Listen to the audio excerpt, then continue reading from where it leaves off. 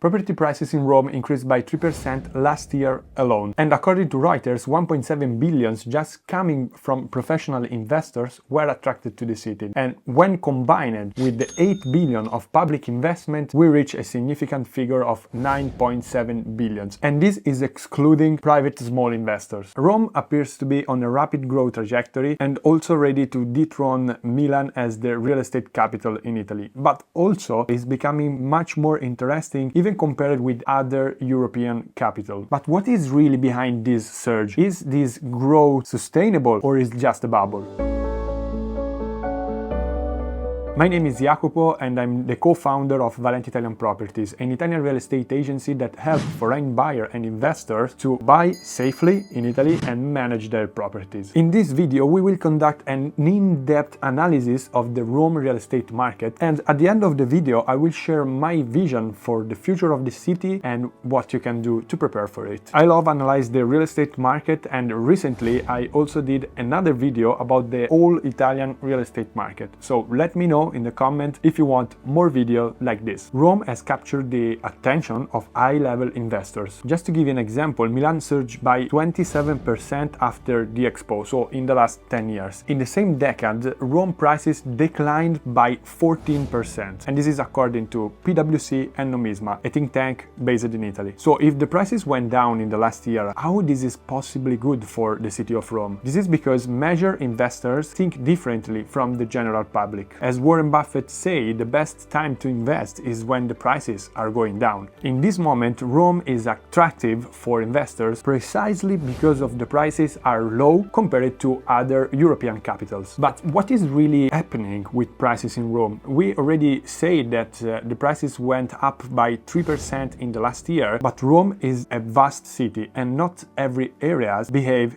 in the same way. Trends and more importantly infrastructure investments drive the price differently within the city. For example, let's start from the south of Rome and take in consideration Eur area. Here the prices have steadily grown in the last 3 years. But if we take the area of Monteverde, which is just next to Eur, we can see that the prices declined by 3.6%, but that the previous year, 2023, the prices were up. You can see how the areas behave really differently. Let's talk, for example, about the west of Rome. Casalotti is steadily grown in the last 4 years, while the district of Ottavia has a huge decline. Same situation in the east of Rome, where Colli Aniene is growing really fast, while Castelverde remains stable in the last year and has a negative trend in the last 5 years. If we take the north of Rome, with two of the most expensive districts of the city, Parioli and Prati, also here we can see different trends. For example, Parioli rose by 2.9% in 2024, but lost more or less the same percentage in 2023, while Prati is steadily growing in the last 3 years. And in the city center, Testaccio is growing while Trastevere is declining. So at the end, combining all this situation, we end up with a 3% of growth in the prices. It really depends on which district of the city you want to invest in. But in my opinion, the key indicator of a healthy real estate market is the number of transactions.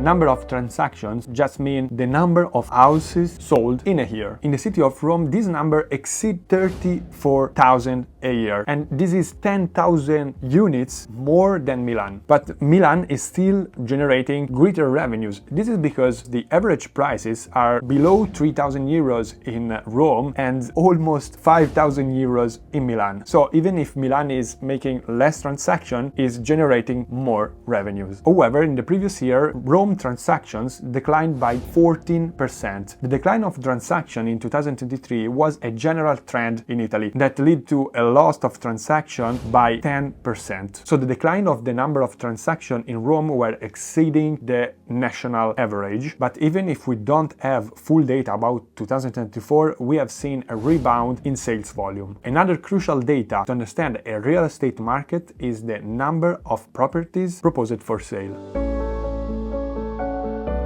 This is known as inventory or housing supply. But why is that so important? This is because the weighted number of properties listed online give us an insight about the market direction. A significant increase in listings online means that the buyer have more choices and maybe also a better power when negotiating the price. On the contrary, a decline in inventory suggests a potential rise of the prices due to supply and demand dynamics. But what is happening in Rome, speaking about inventory? Even if the number of transactions declined in the last year, it's still really high and inventory is actually going down. Just to give you an idea, from January 2024 to January 2025, the inventory declined by 10%. This could be due to the high number of transactions and also because the prices in Rome are still quite low compared to other European capitals, and maybe this is not a great incentive for real estate owners in Rome to put their property for sale. As a result, the number of listings is shrinking. But what does this mean? Are prices going to rise in the future? We will speak about this shortly. There is one thing that is clear. We are in a seller's market. The seller's market occurs when demand exceeds supply, which is the actual situation in Rome. In this case, sellers hold the advantage in the dealing. Typical sign of a seller's market is a short time on the market, more buyers for the same property, and also the property sell for a higher price than the asking price. A practical example is a neighborhood where there are 5 properties listed and 20 buyers. We can understand that in this situation, the competition drives the price higher. In a buyer's market, instead, there are more properties than buyers. Typical sign of this situation is that the property remains on the market for a longer period of time. Sellers are willing to lower the price to reach their goal to sell the properties, and buyers can demand better conditions. But before understanding if the prices will go up or will go down, we have to analyze another data, which is the number of real estate agencies in Rome. This is important because the decrease of inventory could also be due to a reducing number of real estate agencies in the city. But this is not the case, because if we take just the active agencies in Idealista and Immobiliare.it, which has the main real estate portal in Italy, we can see that the number of agencies increased by 5.6%. This means that a higher number of real estate agencies are dividing a smaller piece of the same cake. So the decline of inventory is actually due to a decline of the supply and not from a decline of the number of agencies. Before speaking about the future of the real estate market in Rome, I want to make a small disclaimer. The following insights are not a financial advice. I cannot predict the future, and I'm just sharing my ideas and opinions about the future of the real estate market. What I think is that the prices in Rome are likely to rise. All fundamentals point in the same direction. Low housing supply, falling interest rates, which are now even lower in Italy than United States, global events, for example Jubilee, but even others. There is an increasing interest from international investors and also large-scale public investments. But now I want to know your opinion on this, on the real estate market in Italy and Rome, because a doubt is still in my mind. Is this growth fueled by only a short-term